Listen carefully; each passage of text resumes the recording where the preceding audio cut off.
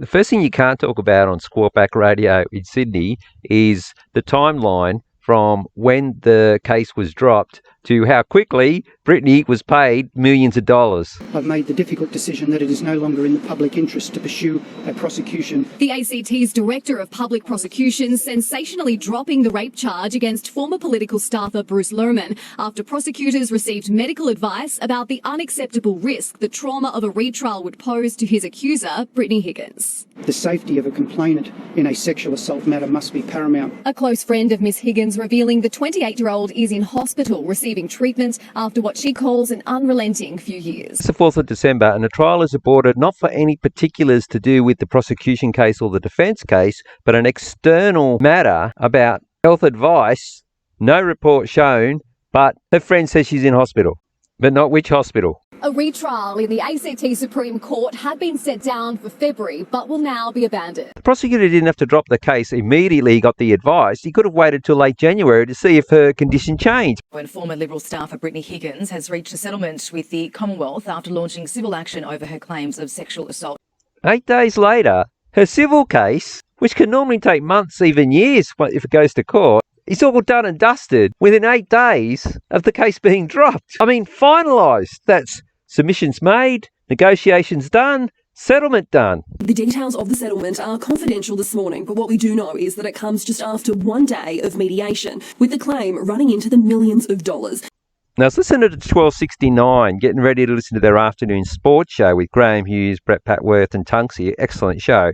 But this was a hot topic on the Talkback Radio guy before them. And I had a string of their regular callers, but you can actually get on this one if you're not a regular. So I rang up and she says, what do you want to talk about? And all I said was, I want to talk about how quickly this Brittany Higgins civil case was settled. She goes, okay then, put me on hold. So I get on and say to get over to the guy. And the first thing I said was, I can't believe how quickly this was settled. All the negotiations were all over in a day. Now, I think that set alarm bells. I'm sure they've got someone on the disconnect straight away. You know, if somebody swears, they have to have someone there.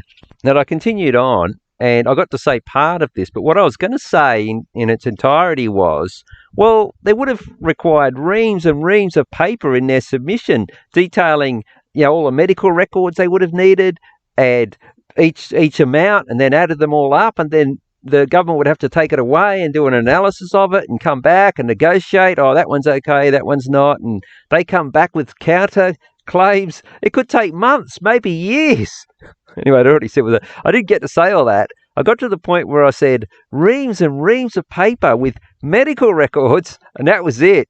He starts talking over me, and I didn't realise they must have already shut me down. And then next thing, beep, beep, and I couldn't hear. I had to have the radio off.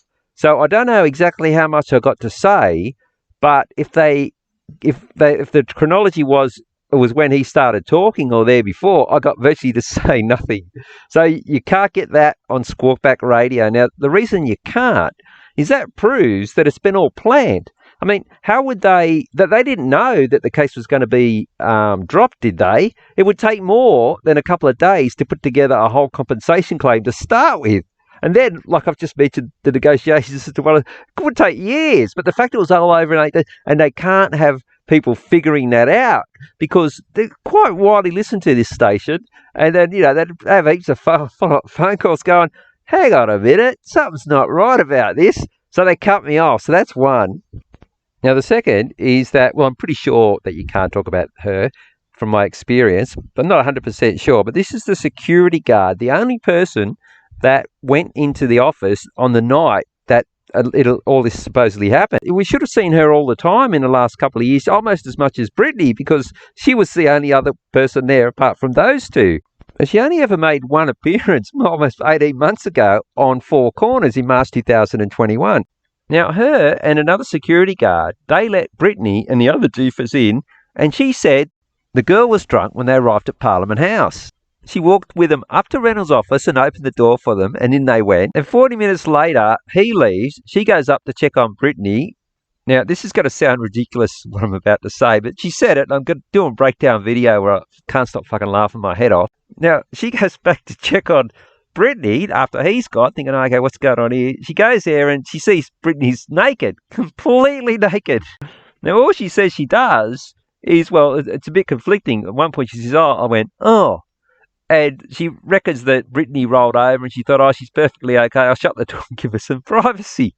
Now, there's so many holes in this, and you know it's a hit piece because they do the old trick where the journo quotes her, so it's hearsay, so she can't be held to it, all that sort of nonsense they go on with.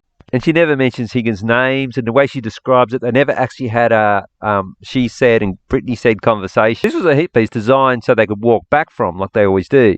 So I switched over to the other mob, and they were talking about Brittany as well. So I thought, oh, I'll try and get on. So I ring up, and they're really, really strict. They quiz you exactly what are you going to talk about if you're not one of their scripted or regulars. And so she says, well, what are you talking about? And I want to talk about the security guard that was there on the night. You know, the critical witness that when you Google her, all you can find is that Four Corners interview. You can't find anything else. So I tell this girl, she goes, oh, yeah, and what about her? And I said, well, she was there, and I just wanted to talk about why would you let someone who was drunk into a workplace, because, you know, generally speaking, no workplace would let anyone in that's drunk. And I mentioned the Four Corners story, and I said, yeah, that gets a bit vague about what happened immediately after she found Brittany. And I was thinking, you know, why didn't she call the police or an ambulance for her? Because apparently she was naked and unconscious. Anyway, the girl goes, oh, okay then. All right, I'll put you on hold and we'll see if you can fit you in. Now, of course, she was never going to. Now, what they do is if they decide, they just leave you on hold, and then by the next year, they'll leave you on hold for 20 or 30 minutes. And sometimes you can get on. But this is going back about 10 years when I used to ring them up about footy. And the when they weren't how they are now, owned by BlackRock Vanguard. Anyway, I wouldn't wait that long, actually, and by the next news cycle, as I went beep, they just cut me off, and that's just what happens with them. They're not courteous or anything. They go, oh, sorry, we didn't get to you. Can you call again? Nothing like that. So the radio airwaves, exactly like television, is so tightly controlled that even stuff that's even obvious that you would think, oh, you could get on and talk about the security guard that was there on the night, absolutely no way. Talk about how, well, that was a bit quick to get a settlement. No way. All right, so I'm going to complete the video that I'm working on with this one. No, she's nearly done. I'll try and get it up in the next day or two. So, all right, that's it for this one.